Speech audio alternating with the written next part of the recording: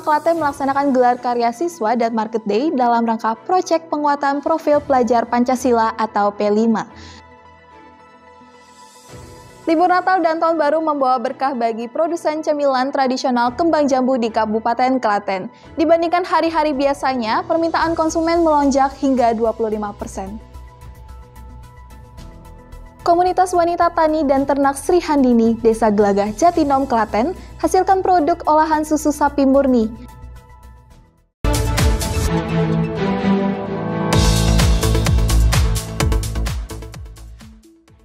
Selamat pagi pemirsa, selama 30 menit ke depan bersama saya Veronica Suci akan membawakan berita aktual dan terpercaya dalam acara program Breaking News.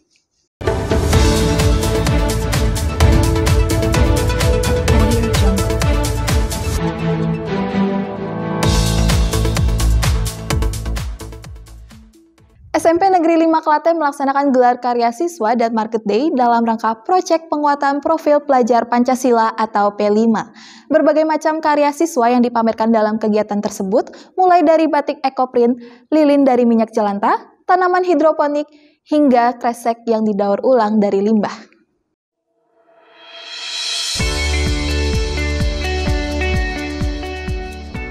Sekolah Menengah Pertama Negeri 5 Klaten baru-baru ini melaksanakan gelar karya siswa dan Market Day dengan mengangkat tema proyek penguatan profil pelajar Pancasila atau P5. Dalam hal penting, tujuan diadakan gelar karya siswa dan Market Day ini adalah mengapresiasi siswa untuk mengekspor potensi dan kemampuan selama pembelajaran proyek, serta menumbuhkan karakter kedisiplinan dan lebih pintar dalam mengolah sampah untuk didaur ulang. Kepala Sekolah SMP Negeri 5 Klaten, Ani Sugesti Handayani mengatakan, kegiatan tersebut memiliki banyak target dan tujuan, di antaranya menguatkan karakter pelajar Pancasila sebagaimana dimaksud dalam kurikulum Merdeka. Hari ini kita SMP Negeri 5 Klaten beserta siswa-siswi menggelar panen karya atau karya siswa hasil dari pembelajaran berbasis proyek yang sudah dilaksanakan di SMP Negeri 5 Klaten yang mengusung tema melalui pembelajaran proyek kita wujudkan profil pelajar Pancasila. Ya, setiap tahun ajaran kita mengapresiasi siswa untuk mengekspor potensinya selama pembelajaran proyek yang nantinya ditampilkan, dipamerkan sebagai unjuk kerja siswa. Selain itu juga memberikan apresiasi pada siswa-siswi SMP Negeri 5 Klaten. Kami adalah salah satu pelaksana program Sekolah Penggerak Angkatan 1 tahun 2021. Dalam kegiatan ini, para siswa memeriahkan dengan unjuk berbagai karya seni, penampilan bakat, serta menjual makanan dan minuman yang dibuat sendiri. Adapun berbagai hasil karya kerajinan tangan yang dipamerkan dalam kegiatan tersebut, di antaranya dompet, sandal, taplak meja, dan vas bunga. Semuanya dihasilkan dari olahan barang bekas yang ditampilkan di stand bazar tersebut. Tujuan agenda ini supaya kita menjadi pelajar Pancasila yang lebih baik. Setelah itu kita juga bisa membuat karakter, membentuk karakter supaya menjadi lebih disiplin, rajin, dan lebih pintar dalam mengolah sampah kita. Harapan kedepannya semoga SMP 5 semakin maju dan bisa melanjutkan gelar karya yang seperti ini lagi.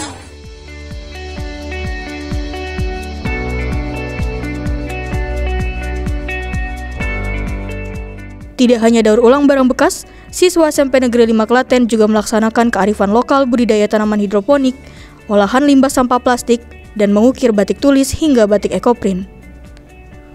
Dukungan dari orang tua dan para komite merupakan bagian penting dalam menentukan keberhasilan dari berbagai program pendidikan yang diterapkan di sekolah SMP Negeri 5 Klaten.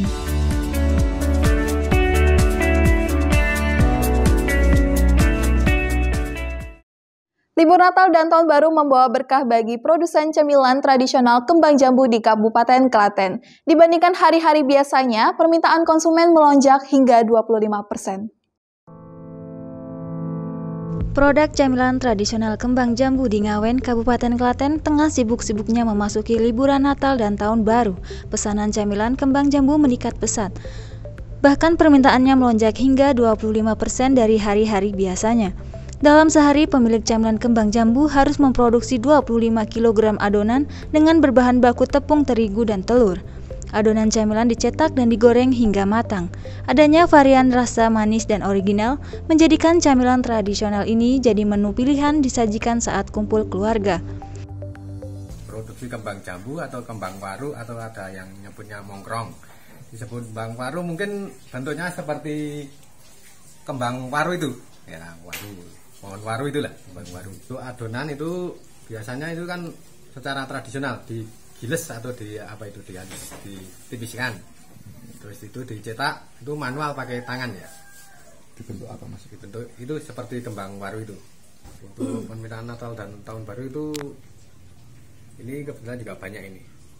Mengalami kenaikan untuk biasanya pas Natal atau tahun itu biasanya banyak sana. Berarti ini pembuatannya ditambah ya mas ya? Pembuatan untuk ditambah sebenarnya, tapi untuk karyawannya itu yang kurang sebenarnya. Proses pembuatan masih menggunakan tangan, adonan ditipiskan dengan cara digilas, lalu adonan dicetak menggunakan cetakan. Setelah jadi, lalu digoreng menggunakan api kayu. Camilan kembang jambu ditawar seharga Rp45.000 hingga Rp50.000, tergantung varian rasa yang dipilih.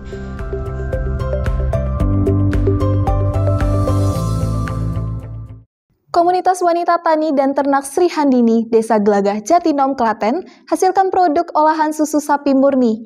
Selain menjual olahan susu sapi, warga setempat mengembangkan aneka makanan berbahan dasar susu murni dan mengelola peternakan menjadi tempat kunjungan outing class.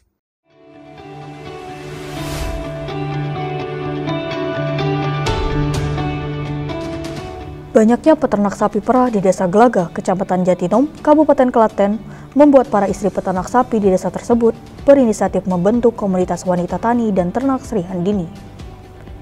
Kelompok organisasi ini berdiri sejak tahun 2012 yang beranggotakan 7 orang.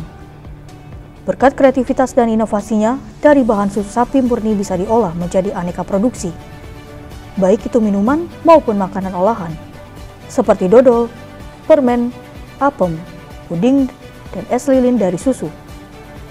KWTT Sri Handini juga sering dijadikan tempat outing class atau kunjungan anak sekolah TK dan SD sebagai penambah wawasan ilmu anak. Ya, bikin itu produk stik susu, dodol susu, permen susu, dan minuman susu. Informasinya di sini sering menjadi tempat kunjungan, Bu ya? Iya. Anak TK, SD. TK, SD. Udah lama, Bu? Sudah.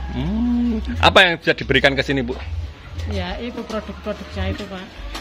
Jadi anak-anak melihat langsung ya? Ya, produk bikin permen. Bikin permen. Yang bisa langsung bikin permen itu. Permen susu. Ya. Warga sini, apakah juga banyak yang bikin semacam ini, Bu? Apem? Ya, ada yang bikin tapi waktu-waktu tertentu, misalnya ada kendurenan gitu, ada hajatan, terus saparan itu diminta dari kecamatan itu masing-masing desa itu 500 apem buat sebarang apem. Di Yakowuyu itu ya? Ya. Berarti kalau di luar Yakowuyu sini juga menerima pesanan, Bu ya? Ya, menerima pesanan di Yakowuyu.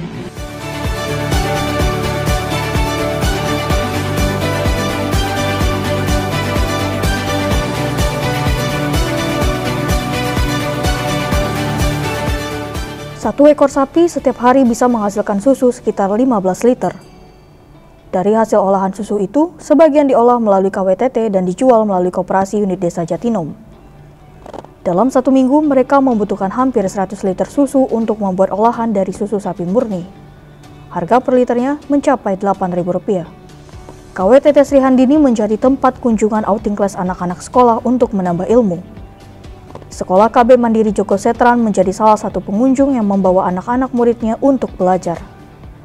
Dari sini, anak-anak bisa melihat proses pemerahan susu sapi dan pembuatan permen dari susu sapi.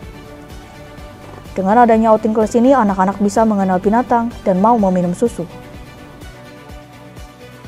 Untuk mengenal pembuatan di sini ada sapi, Pak. Jadi kita melihat binatang sapi karena itu termasuk tema binatang dan juga ini juga tema dari Badan Darat karena ada kita naik kereta ke sini dan kita mau memperkenalkan anak ini sapi itu juga kebutuhan yang harus dijaga dan banyak manfaat bagi kita. Susunya, terus ini ada pembuatan semen dan pembuatan stik dari susu, Pak. Peternakan sapi perah serta pengolahan produksi susu menjadi potensi wisata yang dimiliki Desa Gelagah. Pemerintah Desa Gelagah sangat serius untuk mewujudkan KWTT Sri Handini sebagai destinasi edukasi wisata dengan mengucurkan dana desa untuk membangun kandang. Sarana dan prasarana yang lain serta gapura masuk ke lokasi agar lebih menarik.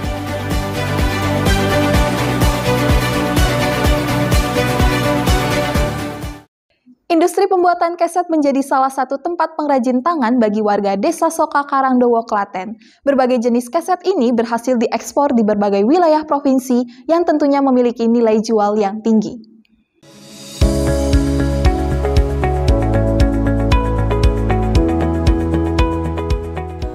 Desa Soka, Kecamatan Karangdowo, Klaten dikenal sebagai home industri produksi keset. Dengan memanfaatkan bahan limbah kain perca, warga pengrajin keset ini banyak menghasilkan berbagai jenis karakter seperti bentuk love dan anyaman. Usaha ini sudah berdiri sejak tahun 1996, kurang lebih selama 27 tahun. Suroto selaku pedagang usaha pengrajin keset ini mengatakan keset ini sudah dieksplor hingga keluar kota maupun provinsi. Produksi pembuatan keset ini terbuat dari bahan limbah kain perca. Pembuatan keset ini untuk satu kodi bisa memakan waktu hingga berjam-jam dari pukul 7 pagi hingga 5 sore. Usaha ini mulai dari 96 sampai sekarang. Sampai sekarang. Ada berapa jenis, Pak? Ada 3 jenis. Apa aja? Ya, jambul, lop, sama anyaman. Dijual larinya ke daerah Sumatera atau Jakarta, Kalimantan, Sulawesi, Makassar, Papua. Yang ambil dari mana? Yang ambil itu penyalur-penyalur dari Sragen atau dari Jogja sendiri, dari Bekasi, Jakarta juga ada. Kepala Desa Suko Sri Mawarni mengatakan ada sekitar 20 pengrajin keset di Desa Suko ini. Beberapa jenis keset ada yang menggunakan anyaman tangan dan dijahit menggunakan mesin jahit. Di sini sekitar ada 20-an, 20-an pengrajin. Terus ada 2 jenis yaitu anyaman dan cara dijahit pakai mesin jahit. Kemarin kita akan anggarkan untuk mensubsidi untuk pengrajin ini biar bisa berkembang. Apakah juga akan dijadikan sentra keset di Desa Soka atau gimana? Mudah-mudahan udah rencana itu.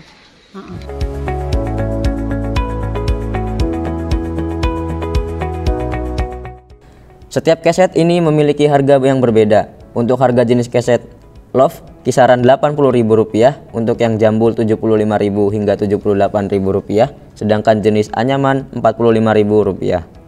Kedepannya pengrajin akan dianggarkan subsidi supaya bisa berkembang. Harapannya Desa Suko bisa dijadikan sebagai sentra desa pengrajin keset.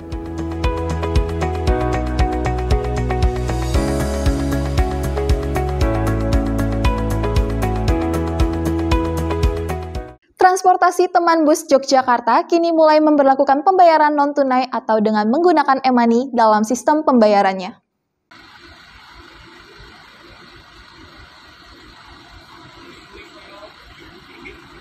Bertepatan dengan awal tahun 2023, per 1 Januari, Transportasi Teman Bus Yogyakarta telah memberlakukan pembayaran non-tunai atau sistem pembayaran e-money pada jalur 1 arah Prambanan Kota dan jalur 2A Condong Catur, Terminal Jombor hingga Kota.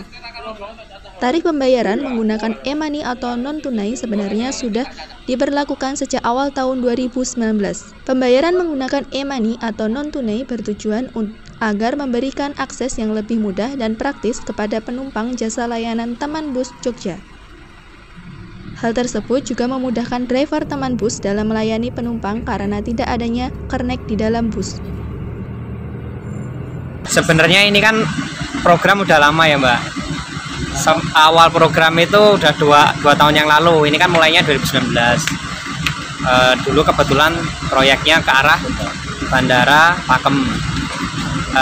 Tapi karena masih mundur-mundur karena berhubung IT-nya itu masih sering error, bermasalah, jadi mau nggak mau masih dimundurin. Dan kebetulan sekarang tepat kemarin akhir tahun, kebetulan IT-nya sudah bisa, udah bagus, jadi udah dites dan udah jarang terjadi keeroran, jadi udah mulai harus bayar.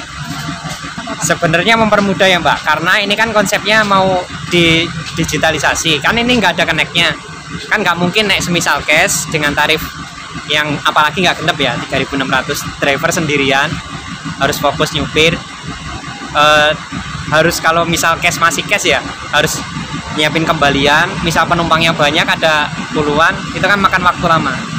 Apakah sebelumnya sudah ada sosialisasi Pak terkait Sudah, sebenarnya itu udah berjalan 2 tahun Mbak, tapi rutenya dulu pakem, yang rute ini lewat kota itu baru sekitar 2 bulan.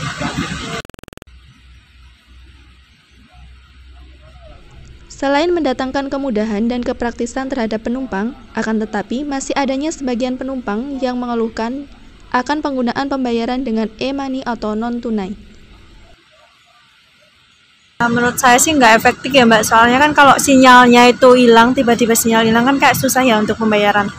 Kalau untuk mungkin anak muda mungkin kalau tahu e-money kan ya mudah, tapi untuk orang tua tuh kayak menurut saya nggak efektif. Untuk harapan saya sih ke depan untuk Trans ini ya seharusnya bisa membayar uang tunai ya, karena memudahkan semua antara kalangan orang tua sampai muda yang misalkan kartunya ketinggalan atau HP-nya mati, yang banking bisa gitu sih.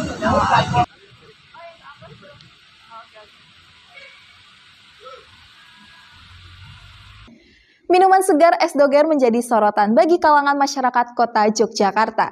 Selain menjadi sorotan, juga sebagai minuman favorit bagi kalangan pelajar dan mahasiswa, dikarenakan harga yang relatif murah beserta isiannya yang lengkap.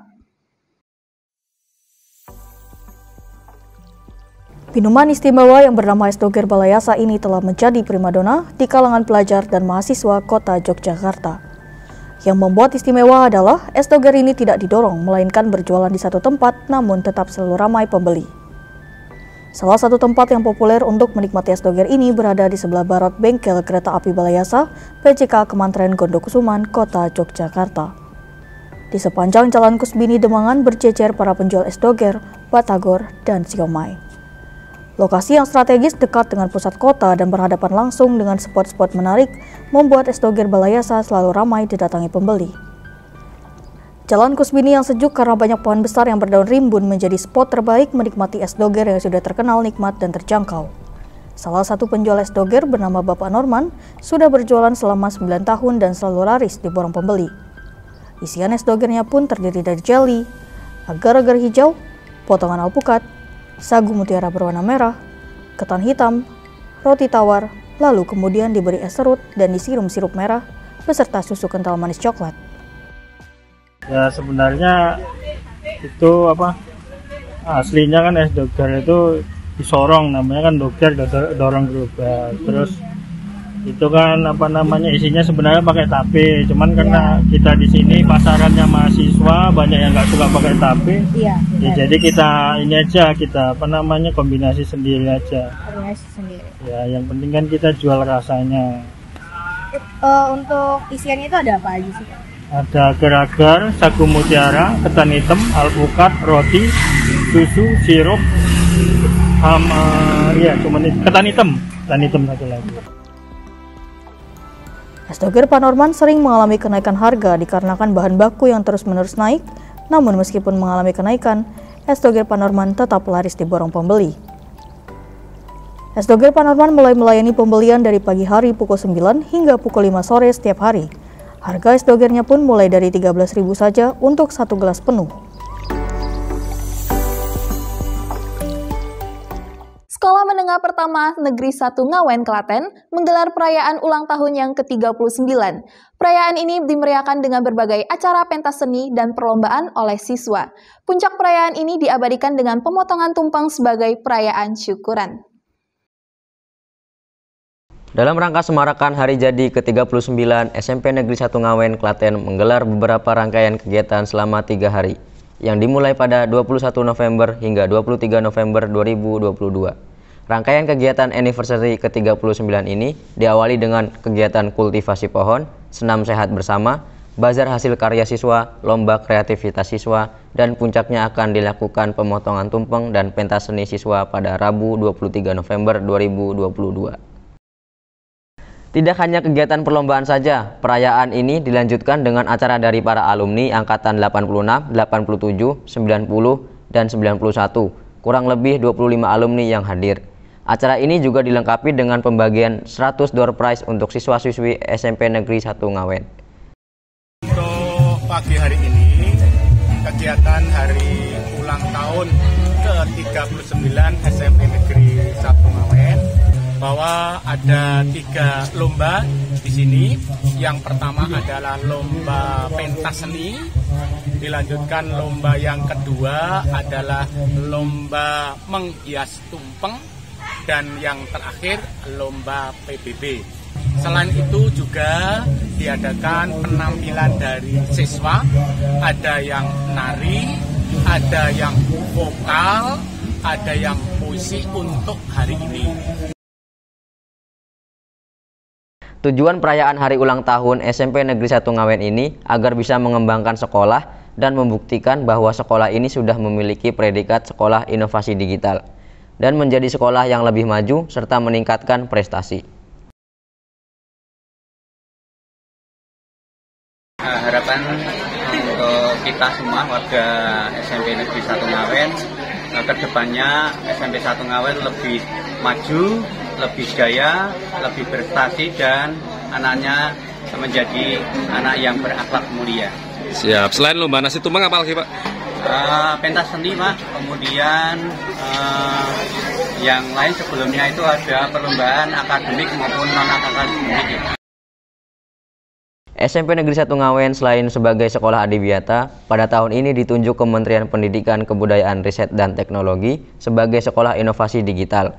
Dengan adanya sekolah adiwiyata, diharapkan sekolah ini bisa menjadi sekolah pilihan bagi calon siswa baru. Para guru tetap semangat dalam menyukseskan Merdeka Belajar. Para guru bisa menciptakan sekolah yang menyenangkan dan siswa juga tetap tergerak dan berinovasi. Demikian sajian berita yang kami tayangkan pada Breaking News siang hari ini. Saya Veronica Suci beserta kru yang bertugas pamit undur diri. Sampai jumpa.